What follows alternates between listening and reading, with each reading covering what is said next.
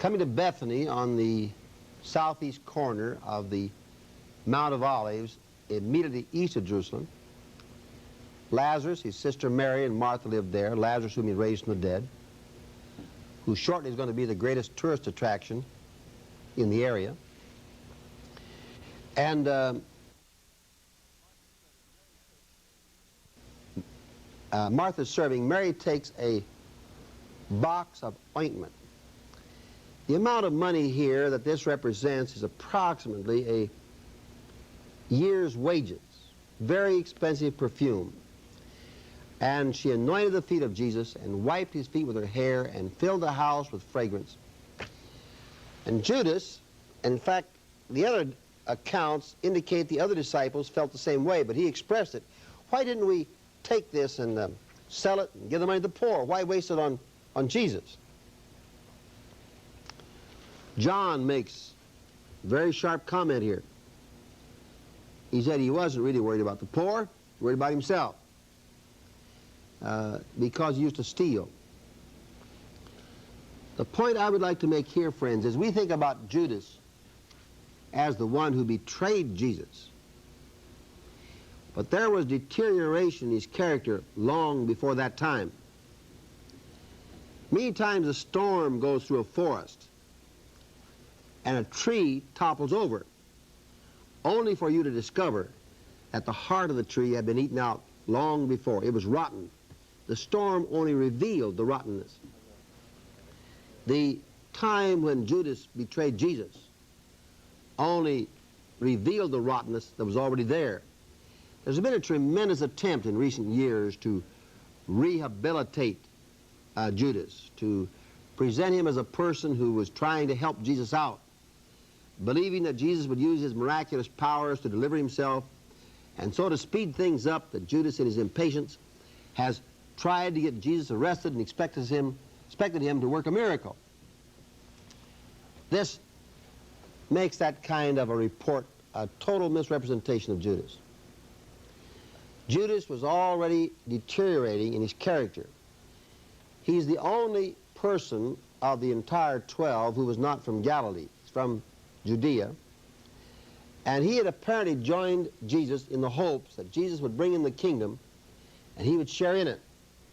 And as his hopes of gain from the coming kingdom faded away, he begins to take care of himself in the meantime and help himself from the common purse. Those of you who may be tempted to help out your wages by taking home tools from the factory where you work, to help yourself out of the tool bin, to slip merchandise out of the back of the shop, to take merchandise from the loading dock of the firm for which you work. This is not the end of your activity. This is only the beginning. The thieving starts first, and then deeper fraud and discovery comes later. Flirting with the boss, allowing yourself to go on dates with married people is only the beginning of domestic tragedy. The rot begins earlier, and time reveals the consequences of that which began relatively innocently. I would prefer to say relatively small, in a small fashion, because innocent it was not. And this beginning failure of character ultimately leads to a hangman's noose when Judas commits suicide by hanging, and filled with remorse for what he had done, but too late. We continue in the same account, but as it's given in Mark in chapter 14, verse 6 through 9. But Jesus said, "Let her alone. Why do you trouble her? She has done a beautiful thing to me. For you always have the poor with you, and whenever you will, you can do good to them. But you will not always have me. She has done what she could. She has anointed my body beforehand for burying. And truly I say to you, wherever the gospel is preached in the whole world, what she has done will be told in memory of her. This statement that we will always have poor is not any defense of injustice, but it is a statement that there will always be those who cannot wisely handle money. I, one time, some while back, counseled a couple who were not beginners. They were people around 30 or so. But this particular couple had been married only about 6 or 8 months. They already had 2 or 3 loans from loan sharks. They had credit cards out. They were behind on the rent. They had 60% of every one of his paychecks spoken for in payments before it ever came.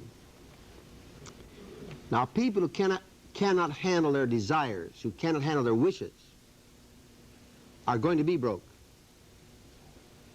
I one time knew in a western state a person who was a florist. He used to be able to buy orchids wholesale at $3 and sold them to wealthy families at $25 a piece, which is a fair markup. But his wife would put her hand in the till. His children put their hands in the till, and when the employees saw it, they put their hands in the till. And then he began to play the ponies. And he'd lose as much as $5,000 a day at the racetrack. And despite the immense profits of his business, he was, the last time I knew him, he was unable to write a check. He had been forbidden to write checks by the courts. He later spent time in prison because he simply could not control his desires. The poor you'll always have with you. I have no way of proving this, but I have been told that the amount of money which is put into certain parts of Harlem in New York by the various federal relief agencies, an enormous amount, is not as great as the amount of money taken out of that area by the numbers rackets.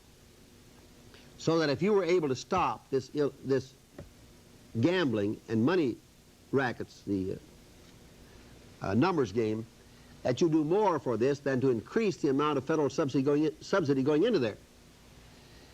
And a great many of us find that until people learn to handle their money, that there's no amount of help that you could give to them. We are not wealthy, but we've had at one time a rental, which we no longer have. And we let a poor family one time rent this. They paid 1 month's rent. We took pity on them and gave them furniture, clothing. They destroyed $200 worth of property in 1 month and stole a pump when they left. About a $50 pump they took from it. This type of person is always going to be broke. They destroyed more property in 1 month than we consumed in that type of furniture in a year in our home. Jesus said the poor will always be here because they're poor managers, because they don't make good use of what they have. Now, there are people who are poor that this is not true of, who are victims of a system, victims of unemployment, victims of technology, victims of old age, victims of disease. This we're not talking about. They are entitled to all the help and sympathy and government assistance and private assistance they can get. But whether it's from mismanagement or from things they cannot help, there will always be the poor with us. And Jesus said you can't stop the worship of God and service to Him because there's another place you could divert it. And He also said she has done this in preparation for my burying. Now, this is His prediction that when He gets to Jerusalem, He's going to be arrested and pay for it with His life. We go back to John 12 for just 3 short verses here, and we find out that crowds came out to see Lazarus. Let's read. When the great crowd of the Jews learned that he was there, they came, not only on account of Jesus, but also to see Lazarus, whom he had raised from the dead. So the chief priests planned to put Lazarus also to death, because on account of him